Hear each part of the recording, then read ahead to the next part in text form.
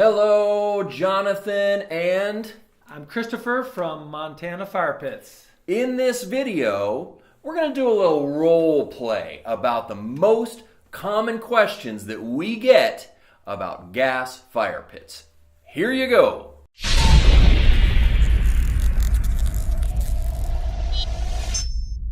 Okay, so here it goes. Here's the scenario. Right. Here's Tell what me. I'm building. Yes. I'm building a fire pit in my backyard, and it's built out of pavers. Okay.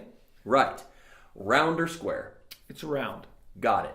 What is the inside dimension? Inside dimensions is around 37 inches. Okay.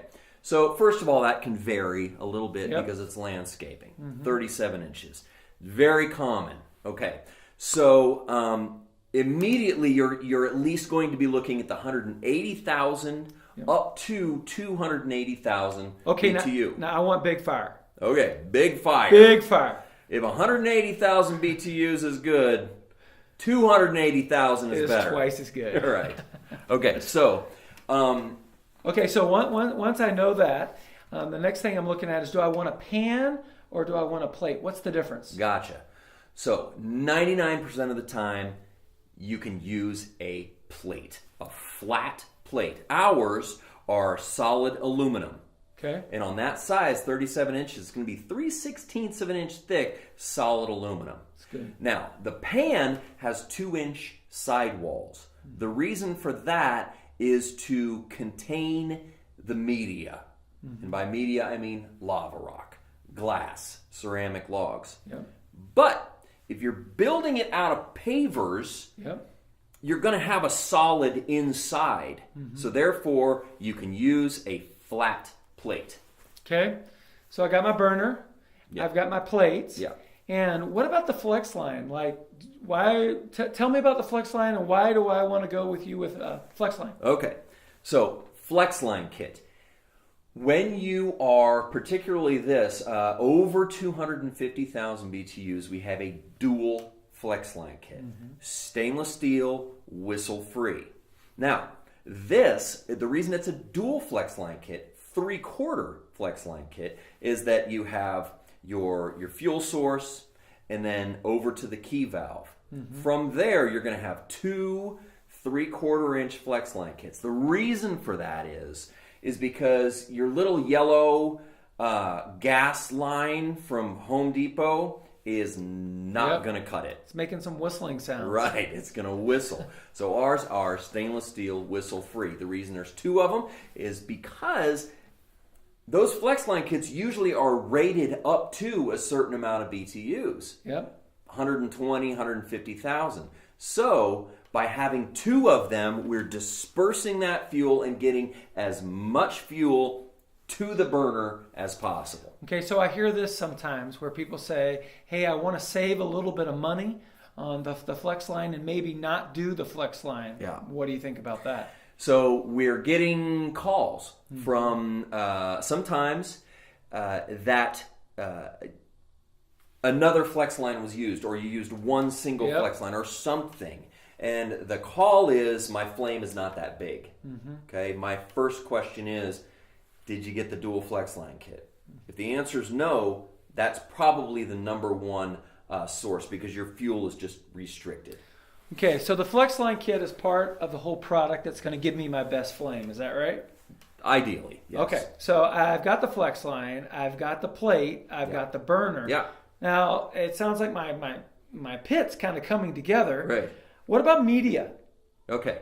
Like, is there different options, or what's the best option, or what do you think? So most people just kind of, you start with a base, no matter what, of just good old black lava rock. Black lava rock. We can provide that, or you might be able to source that locally. Okay, and we have that other video that teaches you how to save hundreds on fiberglass. Yep. Right. So I saw that, but Right, I was kind of awesome. thinking about logs. Okay, cool. A ceramic log set. Very simply, we have our log sets determined by the opening. So you said your I'm opening 37. inches. Yep. So, and 36 is pretty darn close to that. Yep. If you go on the website and you're going to select a 36-inch opening for the log set, and then it's oak deluxe, country split, or driftwood. So I just picked the style. Why would I want to go with your logs? Our logs are the most realistic. We've been working with this provider, this manufacturer, for over 4 years exclusively on these log sets. They're the best looking, the most natural looking, and we just have a great relationship with them. That's awesome. Yeah. I mean, I think it sounds like I got all my questions answered. All right. Just remember, I want big fire. You didn't ask me one very important question. Uh-oh, what was that? How do you mount the plate? Oh, how do I mount the plate? Yes, how do I mount the plate? Right, okay. Get that all the time. You do. So, first of all, mounting plate height. There's a couple of dimensions real quick. Let's assume your fire feature is going to be about 18 inches finished from the bottom. Okay? Mount that plate 5 inches below the finished top. Right. So however you finish that, just assume 5 inches below. Okay? Now another thing is, how do you mount that plate? Interestingly enough, whatever is clever for your build. Right. Your landscaper can handle that. You can handle that. You can put cross bracing in it. You can build in a ledge. You can put in tap cons or 90-degree brackets. Whatever holds that plate, because the plate is strong enough by itself, it just needs something to rest on. You can even stack up additional blocks for it to rest on. Yep. When this whole thing comes to you, it's ready to install. You drop the plate in, the burner is already installed on the plate, and then you're just going to have your plumber finish all the connections with the flex line. Wow, that sounds like an awesome deal. I'm ready to do it. Let's buy it.